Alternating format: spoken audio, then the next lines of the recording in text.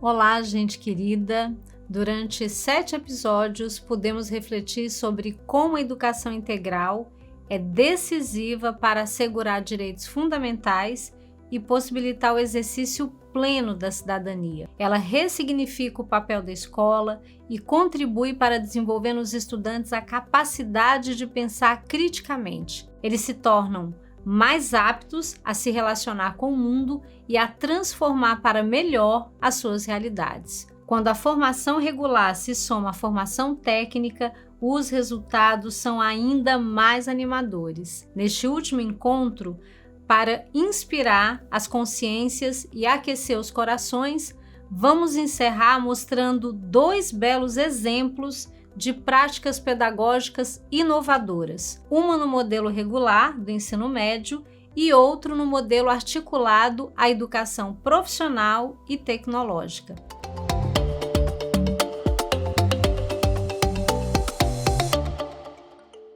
Eu e você conhecemos bem, desde o chão da escola, a realidade brasileira. Muitas crianças e adolescentes, como parte de um processo histórico sustentado em machismo e racismo estruturais, têm suas trajetórias marcadas por vulnerabilidades. Eu, que trabalho há cerca de 9 anos com o projeto Mulheres Inspiradoras, queria destacar outro ponto em relação à educação integral que não podemos subestimar. Segundo pesquisas do DIEESE, somos um país em que quase metade das famílias é liderada por mulheres, ou seja, milhões de mulheres precisam equilibrar as tarefas de sustentar, proteger e educar seus filhos. Escolas que atendam crianças e adolescentes em tempo integral são uma imprescindível política de apoio às mulheres, em especial em famílias monoparentais. E a gente sabe,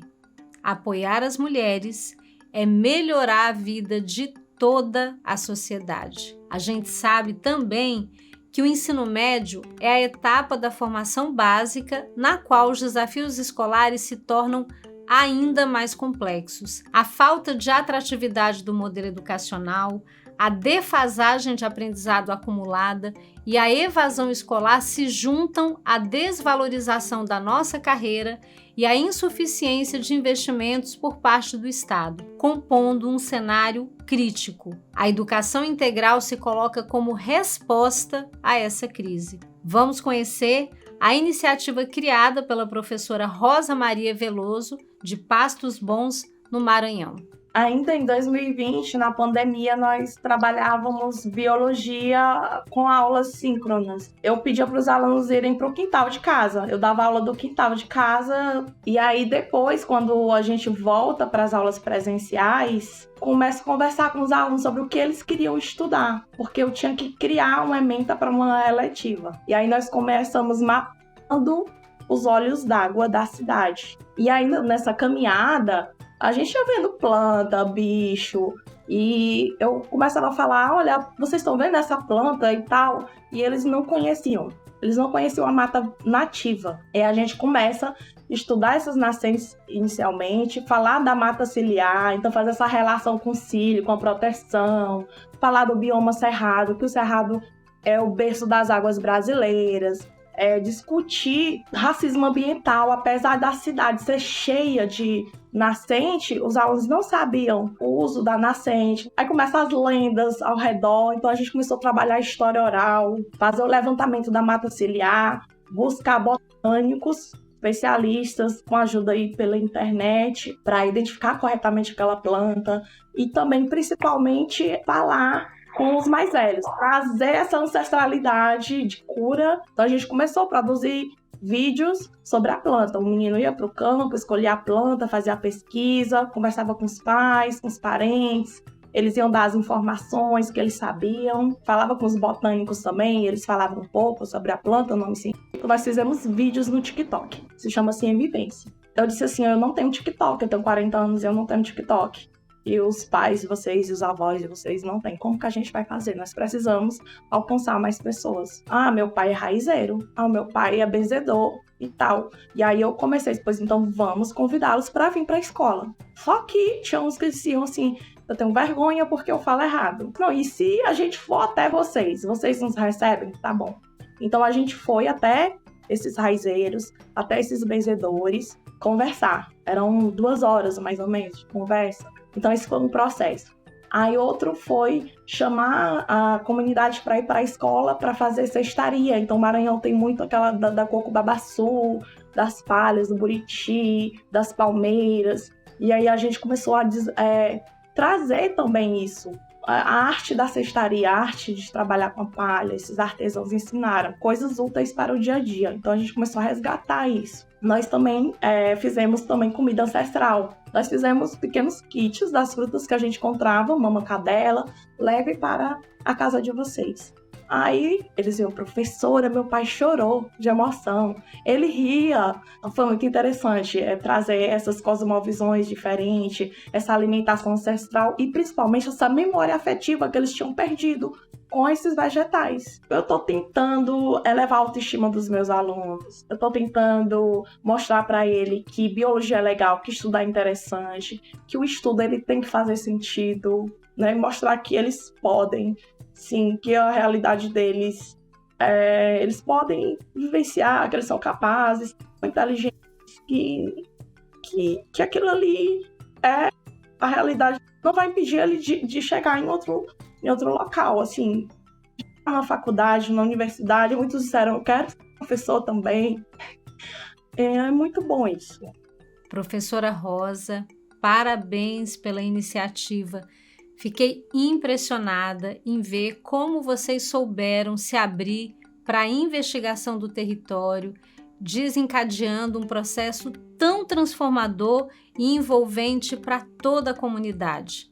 Outra ferramenta decisiva para enfrentar as dificuldades do modelo educacional em crise é a educação profissional e tecnológica. A formação técnica faz mais do que preparar os jovens para o primeiro emprego. Ela é uma aliada em romper os ciclos de pobreza, violência e exclusão tão comuns em contextos de vulnerabilidade social, além de promover a articulação de saberes e fazeres em prol do desenvolvimento integral dos jovens. Meu nome é Arisvaldo Dias Rodrigues, eu sou coordenador técnico da Escola Estadual Valdemir Barros da Silva, da cidade de Campo Grande, Mato Grosso do Sul. A escola estadual ela está localizada na periferia da cidade. O nosso público é um público de adolescentes. Frequentam a nossa escola, que é uma escola de tempo integral, né, desde 2016. A partir de 2007, a escola começou a oferecer educação profissional no eixo Informação e Comunicação, que é o eixo onde tem os cursos técnicos da área de tecnologia da informação. A nossa escola ela tem atualmente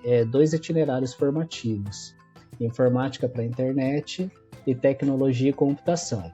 Então, hoje o estudante ele cursa lá o curso de redes, que é 1/3, por exemplo, da formação completa. Ele fica 1 ano estudando isso, concluiu, ele é certificado. Se no próximo ano ele não quiser retornar para a educação profissional, ele pelo menos já tem uma certificação, ele já tem uma qualificação profissional. Se ele retorna, ele continua dentro do itinerário, aí ele vai para a web, por exemplo. E a mesma coisa, terminou a segunda qualificação, ele é certificado. E aí ele tem a opção de fazer a 3ª. O estudante, quando ele vinha para a nossa escola, às vezes ele nem conhecia que tinha educação profissional. Hoje, esses estudantes, a maioria que acabou optando por fazer educação profissional não se arrepende. Por quê? Porque todo o conhecimento que ele adquire, ele vai acabar usando na vida dele, no dia a dia dele, ele vai usar em qualquer outra profissão que ele vai escolher. Principalmente para um jovem, né, de periferia, que não tem condições de somente estudar, hoje a educação profissional ela é essencial. Só que tem que ser uma educação profissional que não é voltada somente para o mercado de trabalho, porque a escola ela tem alguns princípios e ela tem algumas obrigações, né? Então a escola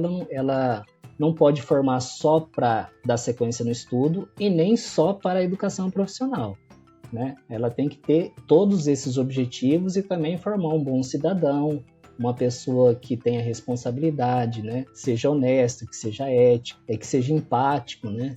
Que se coloque no lugar do outro. Todos que passam pela educação profissional, eles se sentem assim mais capacitados depois que eles concluem, né, os egressos, do que aqueles que simplesmente fazem um ensino médio comum.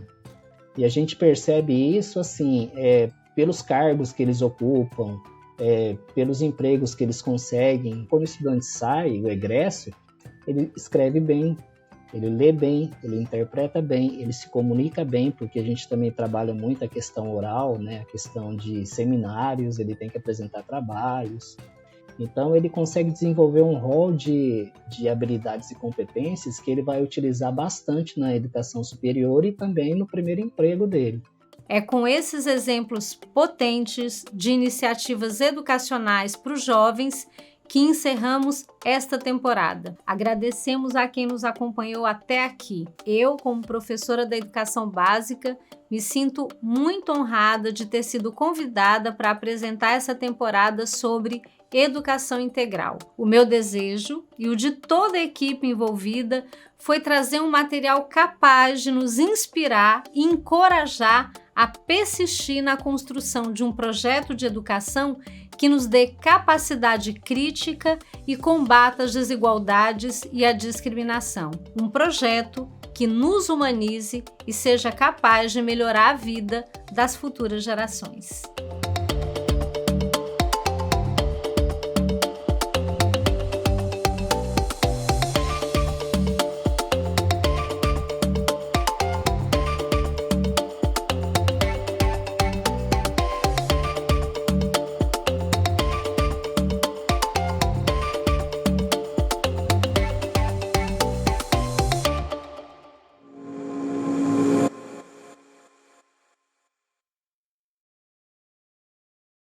Uma parceria Fundação Itaú.